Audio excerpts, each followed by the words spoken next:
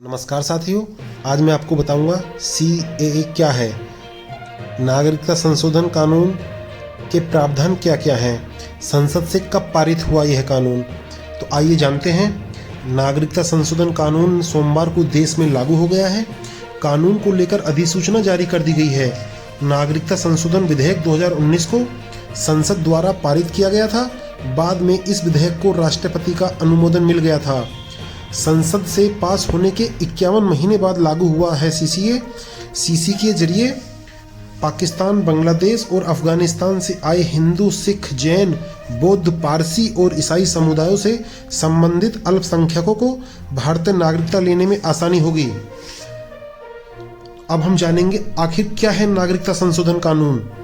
नागरिकता संशोधन विधेयक से अफगानिस्तान, बांग्लादेश और पाकिस्तान से आए हिंदू, सिख, बौद्ध, जैन, पारसी और ईसाई अवैध प्रवासियों को नागरिकता के लिए पात्र बनाने के लिए नागरिकता अधिनियम 1955 में संशोधन किया गया है। नागरिकता संशोधन विधेयक 9 दिसंबर 2019 को लोकसभा में पारित किया गया था। 9 दिसंबर 2019 को ही विधान सदन से पारित हो गया था। 11 दिसंबर 2019 को यह विधेयक राज्यसभा से भी पारित हुआ था। नागरिकता अधिनियम में देशीकरण द्वारा नागरिकता का प्रावधान किया गया है। आवेदक को पिछले 12 महीनों के दौरान और पिछले 14 वर्षों से आखिरी साल 11 महीने भारत में रहना चाहिए। कानून में 6 धर्म हिंदू, सिख, जैन, बौद्ध, पारसी और ईसाई और 3 देश अफगानिस्तान, बांग्लादेश और पाकिस्तान से संबंधित व्यक्तियों के लिए 11 वर्ष की जगह 6 वर्ष तक का समय है। कानून में यह भी प्रावधान है कि यदि किसी नियम का उल्लंघन किया जाता है तो overseas citizen of India card धारकों का पंजीकरण रद्द किया जा सकता है।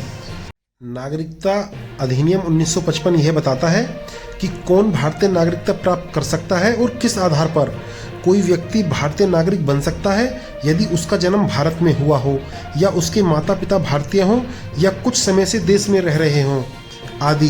हालांकि अवैध प्रवासियों को भारतीय नागरिकता प्राप्त करने से प्रतिबंधित किया गया है। अवैध प्रवासी वह विदेशी होता है जो पासपोर्ट और वीजा जैसे वैध यात्रा दस्तावेजों के बिना देश में प्रवेश करता है या वैध दस्तावेजों के साथ प्रवेश करता है लेकिन अनुमत समय अवधि से अधिक समय तक रहता है। विदेशी अधिनियम 1946 और पासपोर्ट अधिनियम 1920 के तहत अवैध प्रवासियों को कैद या निर्वासित किया जा सकता है।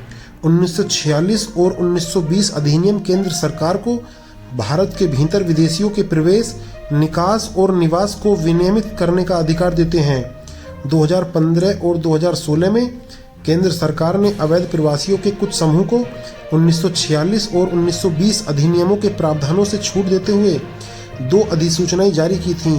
ये समूह अफगानिस्तान, बांग्लादेश और पाकिस्तान से हिंदू, सिख, बौद्ध, जैन, पारसी और ईसाई हैं जो 31 दिसंबर 2014 को या उससे पहले भारत आए थे।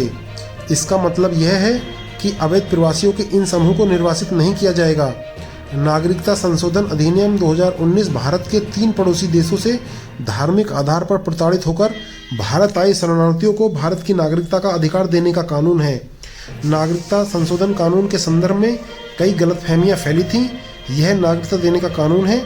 CAA से किसी भी भारतीय नागरिक के नागरिकता नहीं जाएगी, चाहे वह किसी भी धर्म का हो।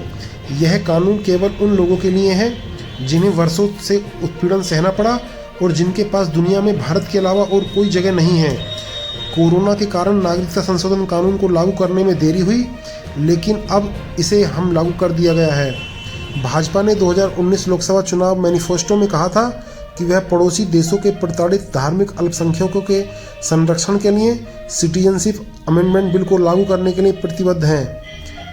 तो दोस्तों, ये CCA क्या है इस वीडियो में ये बताया गया है। अगर वीडियो पसंद आए तो वीडियो को लाइक करें, शेयर करें और चैनल को सब्सक्राइब जरूर कर लें। धन्यवाद।